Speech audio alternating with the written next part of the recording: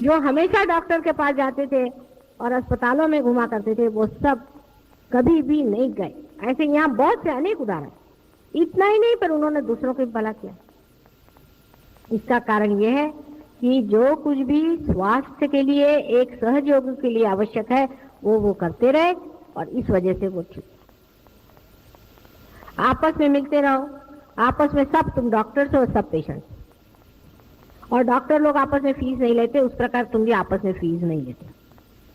आपस में ट्रीटमेंट करो, आपस में पूछ लो, और उसमें बुरा मानने कोई बात नहीं। किसी ने कहा कि आपका सहस्त्रार्थ पकड़ा है तो बड़ी शर्म की बात है, सहस्त्रार्थ पकड़ना तो बड़ी शर्म की बात हो गई, तो हमारे विरोध में बैठ जाएगी बात। उसे कहना भाई फौरन ठीक कर दो, पता नहीं कैसे आदमी के साथ मैं बैठ गया। किसी ऐसे आदमी के साथ कभी नहीं बैठना चाहिए जो सहयोग की बुराई करता है, सहस्त्रार्थ फौरन पकड़ जाए। ऐसा आदमी अगर बोला तो कान बंद कर लो, और ऐसे आदमी से कहना भाई तुम दूर बैठो, हमसे तुमसे मतलब नहीं, तुम हमारे से बात मत करो, बस हमको कोई अपना बुरा नहीं करना। आप कौन होते हैं हमसे बात करने के लिए?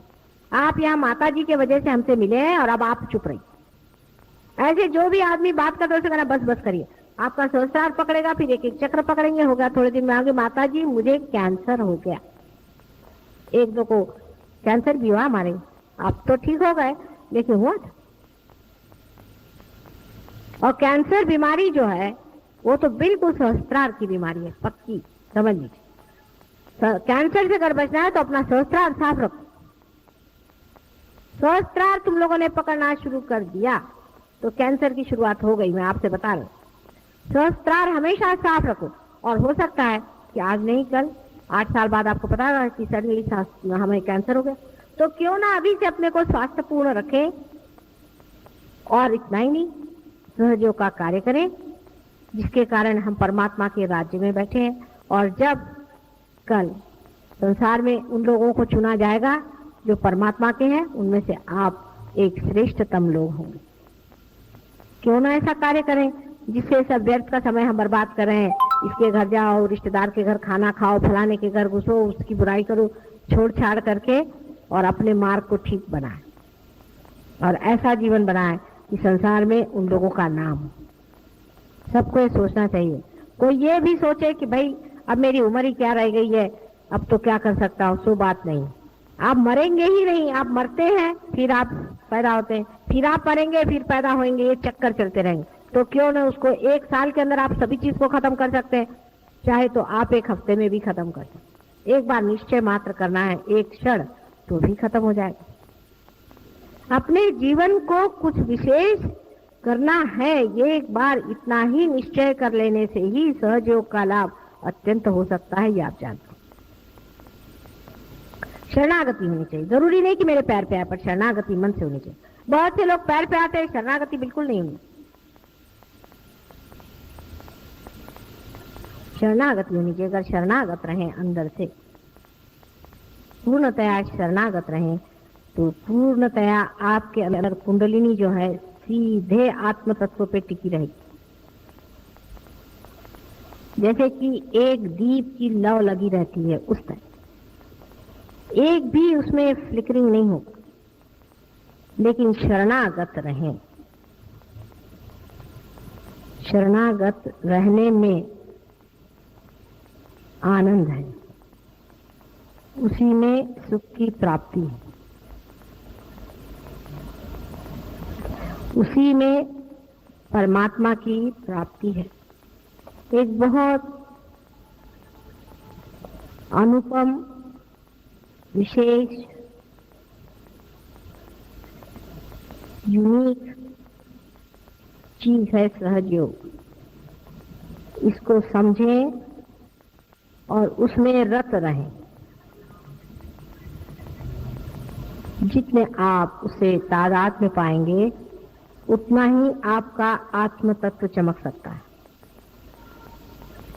कोई चीज महत्वपूर्ण नहीं है सिवाय इसके कि आप स्वयं प्रकाश बने। और जिनको बेकार की बातें सूझती हैं, उनके लिए बेहतर है कि वो इस चीज को छोड़ दें, उनके पास नहीं है। अब आखिरी बात बताऊंगी, इसको बहुत समझ के और विचार पूर्वक करें। हमारे अंदर स्वयं ही दुष्ट प्रवृत्तियां हैं। हमारे ही अंदर स्वयं बहुत सी काली प्रवृत्तियां हैं जिसको नेगेटिविटी कहते हैं, वे जोर बांधती हैं। उसके कब्जे में आना अपने को शैतान बनाना है। आप चाहें तो शैतान बन सकते हैं और चाहें आप परमात्मा बन सकते हैं। शैतान अगर बनना है तो बात दूसरी, उसके लिए मैं गुरु नहीं हूं। भगवान बनना है तो उसके लिए मैं गुरु। लेकिन शैतान से बचना चाहिए। पहली चीज है कि अमावस्या की रात या पूर्णिमा की रात, लेफ्ट और राइट साइड दोनों तरफ में आपको डेंजर्स होते हैं। 2 दिन विशेषकर अमावस्या की रात्रि को और पूर्णिमा की रात्रि को बहुत जल्दी सो जाना चाहिए। भजन करके, व्रत होके, ध्यान करके, चित्त सहस्त्रार में डाल के, बंधन डाल के सो जाना चाहिए। मतलब चित्त सहस्त्रार में जाते ही आप अचेतन में चले गए, वहां अपने को बंधन में डाल दिया, आप बच गए। 2 रात्रि को विशेष, और जिस दिन अमावस्या की रात्रि हो उस दिन विशेषकर अमावस्या के दिन आपको शिव जी को ध्यान करना चाहिए। शिव जी का ध्यान करके उनके हवाले अपने को करके सोना चाहिए या आत्म तक। और पूर्णिमा के दिन आपको श्री रामचंद्र जी का ध्यान करना चाहिए। उनके ऊपर अपनी नैया छोड़ के, रामचंद्र जी का मतलब है क्या? क्रिएटिविटी का। अपने जो क्रिएटिव पावर्स हैं उसको पूर्णतः समर्पित करके और आपको रहना चाहिए। इन 2 दिन अपने को विशेष रूप से बचाना चाहिए। हालांकि सप्तमी और नवमी 2 दिन विशेषकर आप पर आशीर्वाद हमारा रहता है। सप्तमी और नवमी के दिन उसका ख्याल रखना। सप्तमी और नवमी के दिन जरूर ऐसा कोई आयोजन करना जिसमें ध्यान आप अपना पूरा करें।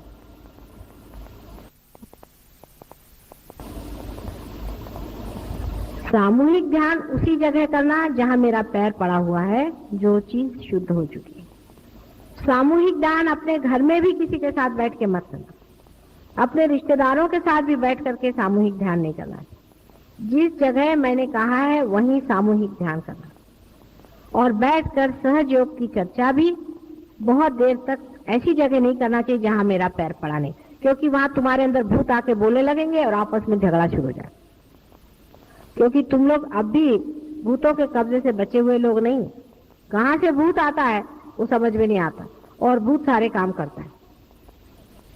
इस तरह से अपनी रक्षा करने की बात है। और जब कभी भी आप बाहर जाएं, कहीं भी घर से बाहर जाएं, तो अपने को पूर्णतया बंधन में रखें। बंधन में रखने से हर समय बंधन रखें। किसी से देखा कि किसी का आज्ञा चक्र पकड़ा कि चित्त से ही चाहे उस पर बंधन डाल दीजिए। जिस आदमी का आज्ञा चक्र पकड़ा है उससे कभी भी आर्ग्यूमेंट करना नहीं चाहिए।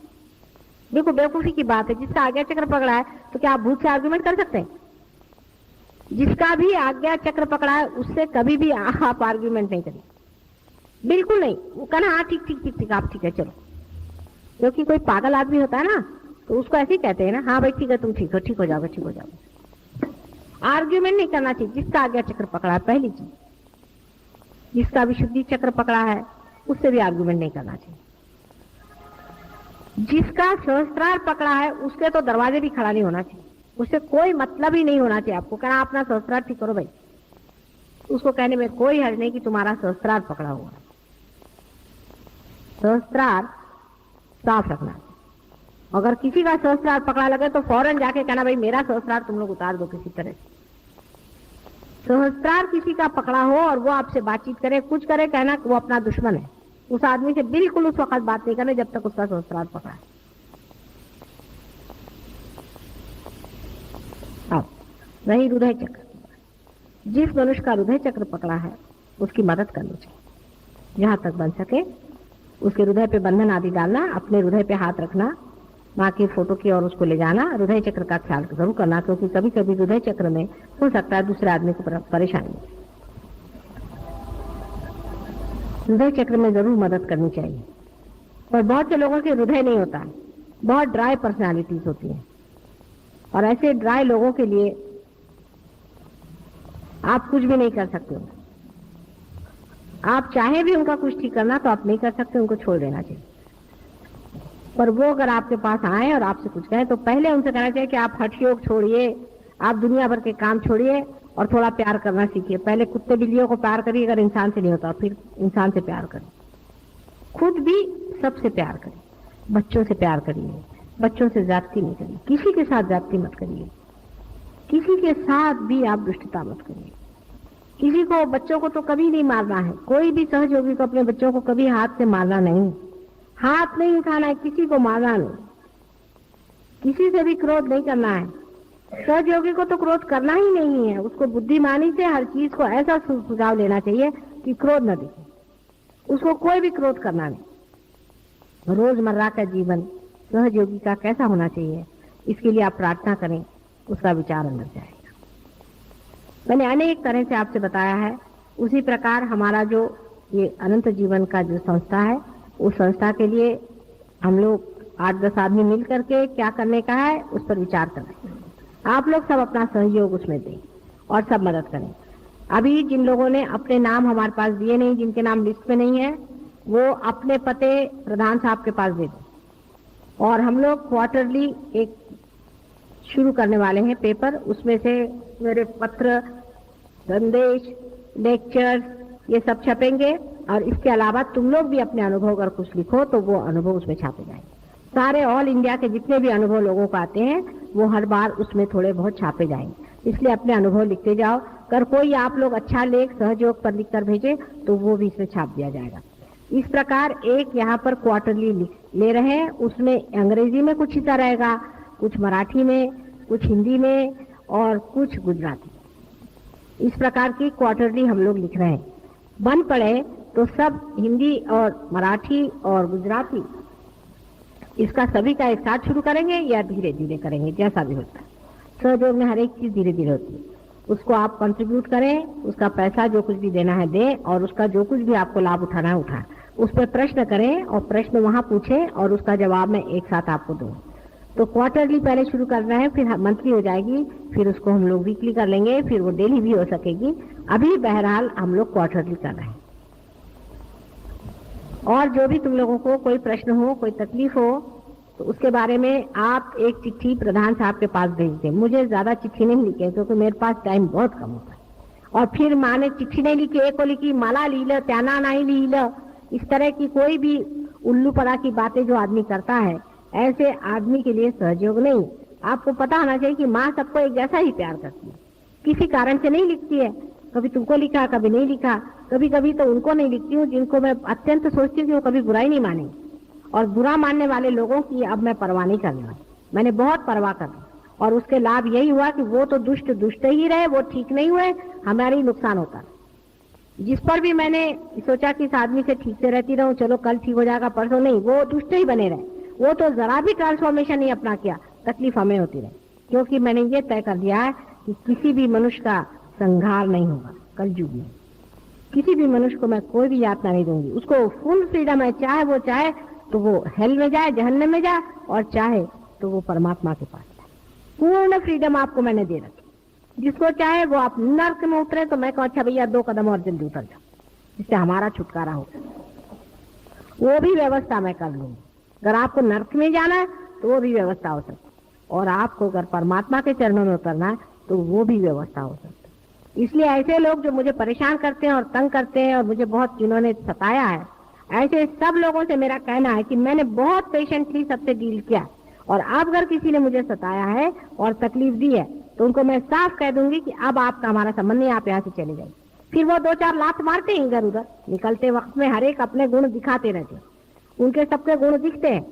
लेकिन जो भी है, आपको ये चाहिए कि आप अपना भला सोचें। वो अगर नर्क की ओर जा रहे हैं तो आप उनकी गाड़ी में बैठने की कोई जरूरत नहीं। होंगे आपसे मिले सहयोग में ही है, और छोड़िए उनको, अपना भला करें। किसी से भी वाद विवाद करने की जरूरत नहीं, जो जैसा है वैसा ही रहेगा। बहुत मुश्किल से बदलेंगे वो लोग, क्योंकि वो दुष्ट हैं। जो अच्छे आत्मे होते वो गलती करते हैं लेकिन बहुत जल्दी बदल जाते हैं। जो बुरे आत्मे होते हैं उनका बदलना असंभव सी बात है, ये मैं समझ गई हूँ। मैंने बहुत कोशिशें की हैं, बहुत कुछ किया है, लेकिन जो जैसा है वैसा ही है, उसको आप बदल ही नहीं सकते, उसकी कभी अकल ही नहीं आने वाली। इसलिए ऐसे लोगों से भिड़ने की या बोलने की जरूरत नहीं। और इस वजह से मुझे आपसे विनती करना है कि आप लोग किसी भी प्रकार के ऐसे लोगों से कोई भी संबंध न रखें। धीरे धीरे वो अपने आप छट जाएंगे, क्योंकि वो यहाँ पर इसलिए है कि आपकी जो भी साधना है उसको नष्ट करें। ऐसे लोगों से बच के रहें, उनसे रक्षा करें, अपनी रक्षा उनसे करें। आपने सहज योग में वाइब्रेशंस पाए, एक साथ